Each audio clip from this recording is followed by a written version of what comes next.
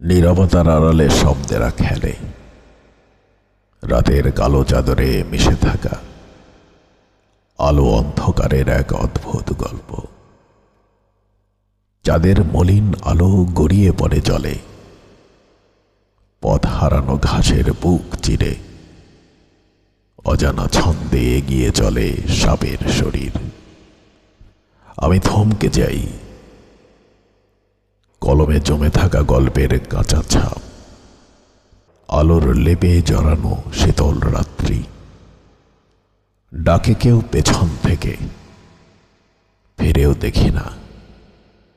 শব্দেরা ডুব দেয় নিঃশব্দ এক গভীর নীল জলে, তবুও শব্দেরা বুনে চলে জোছনার মায়ায় ভেজা ঘাস, অবসন্ন শালিকের ডানার ক্ষীণ কাঁপন, ঝরা পাতার মৃদু মর্মর।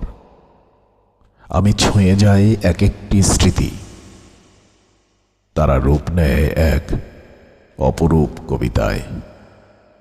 আমার প্রতিটি স্পর্শে শব্দেরা জেগে ওঠে শ্রাবণের ভেজা হাওয়ায়, ফাগুনের জ্বলন্ত রং, শীতের শিরশির চাদর, সব মিলে বনে যায় এক মোহনীয় নকশা, যেখানে শব্দের ভেতরে মিশে থাকে জীবন।